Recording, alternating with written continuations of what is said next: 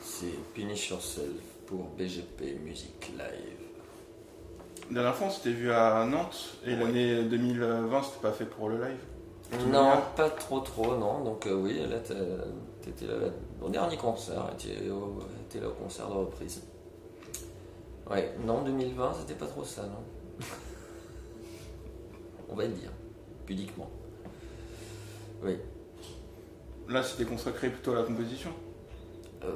Oui, enfin, oui. Ben, écoute, justement, on me posait la question récemment, qu'est-ce que vous avez fait en 2020 ? Eh bien, nous avons composé. Non, en vrai, on a vraiment essayé de composer, mais comparé à d'autres groupes qui ont sorti 2 albums en un an, nous, on a sorti beaucoup de trucs dont on n'a pas su vraiment quoi faire après. Donc voilà, je ne vais pas cacher que l'année 2020 était un peu déprimante et que, à force d'attendre de voir ce qui se passe, j'admire les groupes qui se sont enfermés ou les artistes qui se sont enfermés et qui ont fait leur album du confinement. Mais nous, ça n'a pas marché. J'ai pris 10 kilos, je les ai reperdus. C'était mon activité principale pendant le confinement. J'ai enfin admis que j'étais fait pour le RSA, ce genre de choses. Ça change une vie, le confinement. Voilà. Et là, du coup, pour 2021, 2022, le nouvel album peut-être ? Oui, 2022. Alors, on pensait 2022, ça va peut-être être plutôt début 2023, mais tout simplement parce que c'est un petit peu bouché en 2022 pour tout ce qui est concert.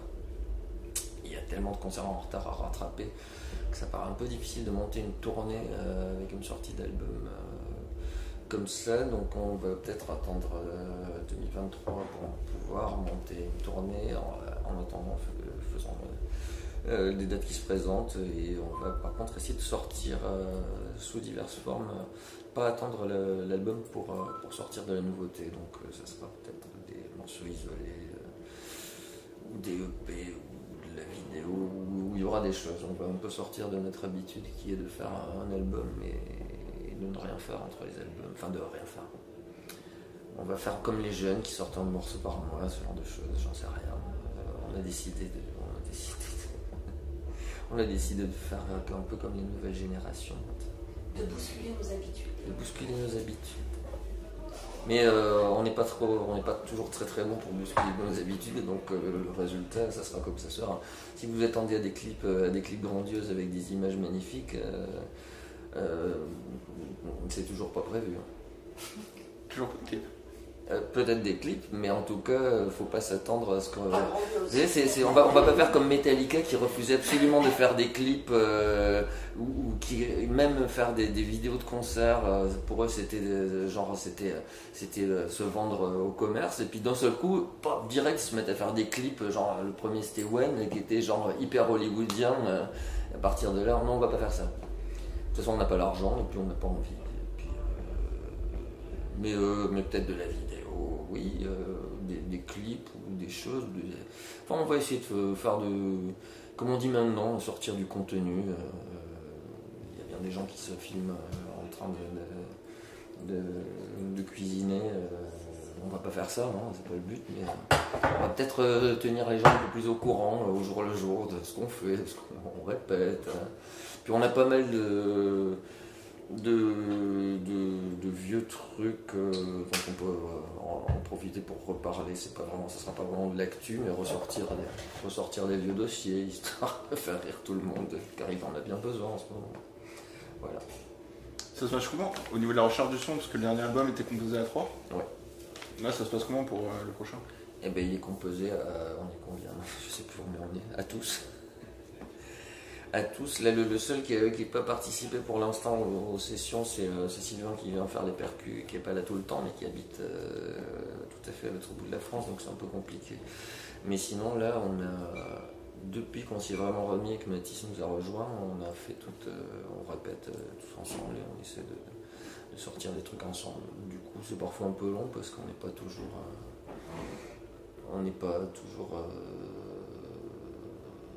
Il y a des groupes, tu les mets, ils improvisent, hop, c'est bon, en 1 heure ils ont pondu un morceau. Nous, en 1 heure, on a pondu un morceau expérimental d'1 heure. On s'est bien amusé, quand on réécoute, on fait bon, c'est bien, hein. Qu'est-ce qu'on va en faire? Bon, allez, on passe au suivant. Et on recommence. J'exagère un peu, mais à peine. Voilà, un jour je sortirai tous les dossiers de morceaux qu'on a improvisés pour se rendre compte que mais c'est bien, on s'est bien marré, mais on va pas faire des morceaux de Punish avec ça. Voilà. On perd beaucoup de temps, on est comme des gosses un peu. À part faire un Cult Movie 2 peut-être. Ouais, oui, ça on aurait la matière, mais avant de faire un Cult Movie 2, on devrait faire un album avec des chansons. Voilà. Ou on faire en même temps un album avec des chansons et un album avec des trucs expérimentaux ou instrumentaux, pourquoi pas ça. La difficulté qu'on en peut toujours, c'est vraiment construire écrire de bonnes chansons, parce que moi j'aime bien quand ça ressemble à un truc.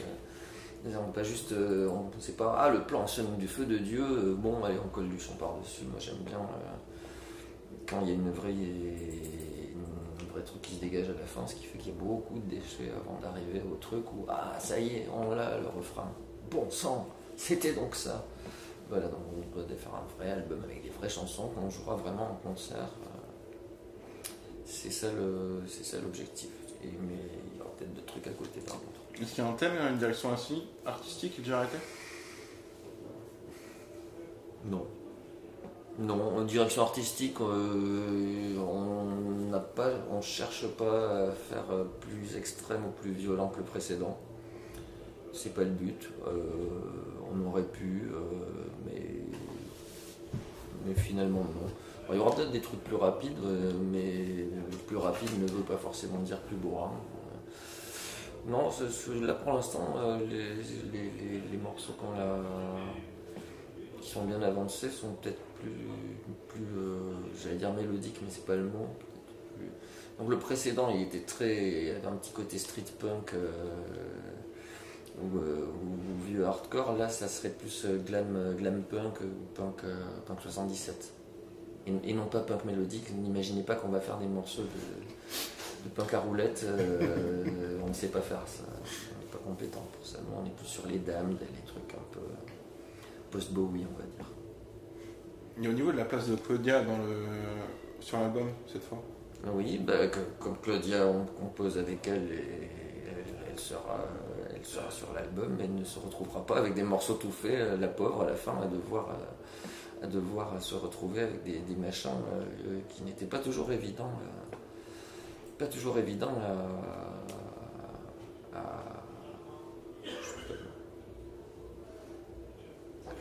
placer. Oui, voilà, bref.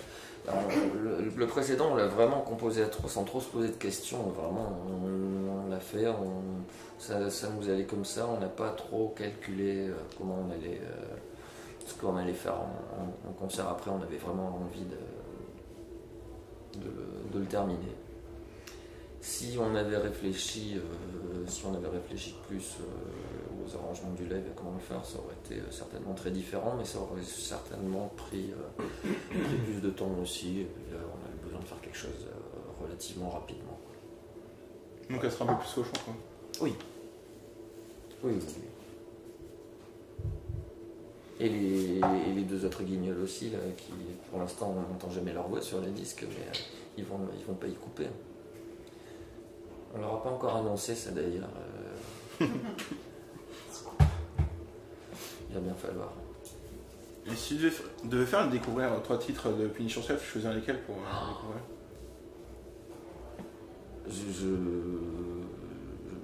J'en sais rien. Alors, pas Gay Boys in Bondage, déjà, voilà. Alors que la plupart des gens diraient certainement ça. Je sais pas. C'est comme si tu me demandais de choisir entre mes enfants. J'aurais eu beaucoup d'enfants. Je peux te dire un album pour découvrir, mais choisir des morceaux, ça serait difficile pour moi. Ouais, non. Je passe mon tour.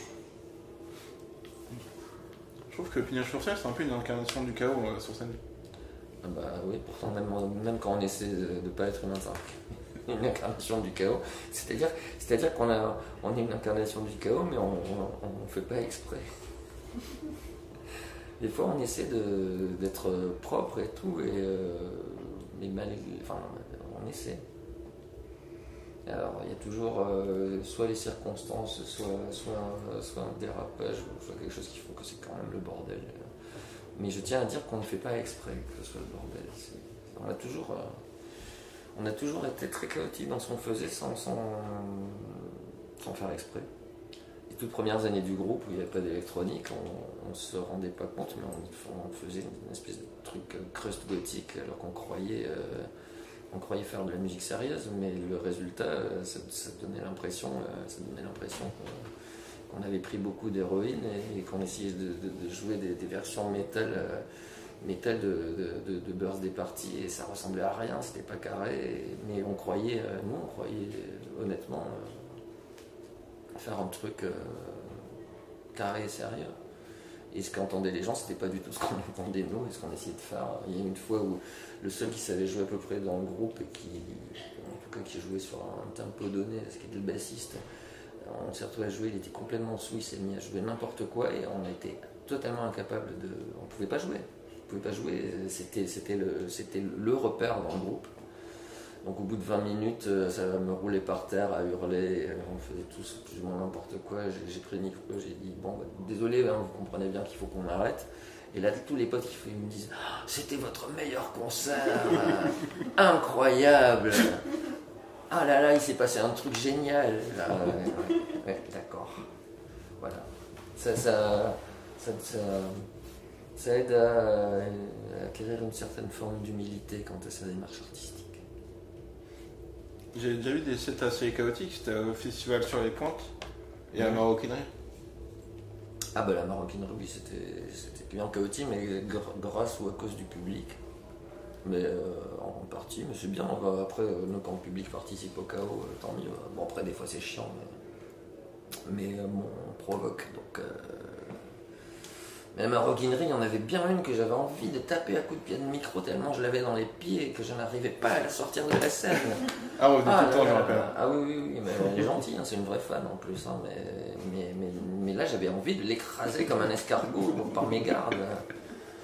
Elle prenait toute la place. Là, les gens sur scène, t'as plus de place. Et petit à petit, les gens remontent là, et puis ils sont de plus en plus assis sur scène, puis couchés sur scène, et puis jusqu'à la batterie, quoi.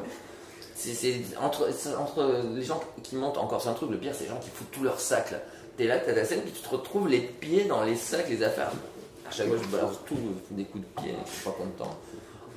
Ou leur bière, là, les gens qui posent leur bière, je peux comprendre, mais quand t'as l'impression d'avoir servi un mètre de bière devant toi, là, non, c'est pas possible. Et sur les pointes, je me rappelle pas bien, donc. Donc ouais, ça devait. Je crois que c'était. Non, c'était bien le bordel. Mais je sais plus précisément pourquoi, mais je crois que c'était un concert à 1h30, quoi. Oui, il était tard. Il était tard, donc on avait eu le temps d'être. Ouais. C'est la fois où le lendemain on est parti au Val d'Ajol et où on est arrivé avec des chapeaux en papier sur la tête. On avait mangé. Enfin bon, bref, oui. On n'était pas frais. Si t'étais en alcool, tu serais quoi? La vodka. Même si j'en bois plus beaucoup, mais clairement de la vodka. Et là, t'auras des concerts en 2022? Alors, pour l'instant, au mois de mars, on va faire une résidence, et puis un petit concert en fin de résidence alors j'ai oublié le nom de la salle, à Saint-Quentin. La Manufacture à Saint-Quentin. La Manufacture à Saint-Quentin en Yvelines. Voilà, et puis là-dessus, il va peut-être y avoir d'autres concerts qui vont se greffer. On va peut-être en Belgique le lendemain, mais pour l'instant, on est à ce niveau prévision. Et donc, avec tous les reports de choses qui étaient prévues, et comme nous, on n'avait rien de prévu à ce moment-là, le Covid est tombé pile au moment où on était un peu en vacances, donc rien. C'est mal tombé, donc là, il y a tous les gens qui vont reporter. On va peut-être faire des festivals, il va peut-être y avoir des dates comme ça. C'est dans ta peinture. C'est ça aussi. Voilà, on finit l'interview. Allez. Va-t'en. Ça a changé, puis Ta gueule. Non.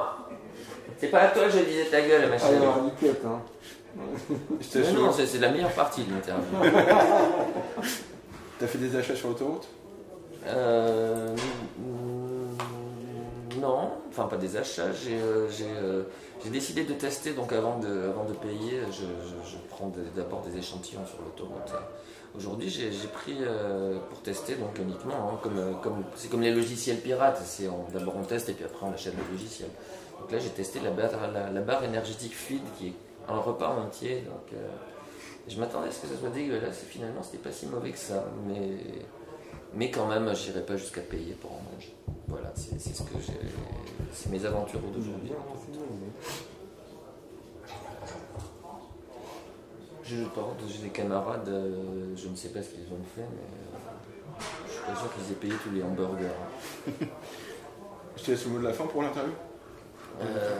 Alors en général je dis frigo, mais ça n'a aucun sens. Et puis après le Covid et tout ça, j'ai envie de dire youpi. Non, clipo, bumbo.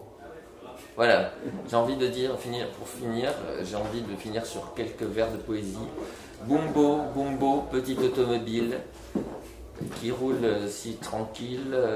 Je suis complètement marteau, bumbo. C'était pas ça en fait.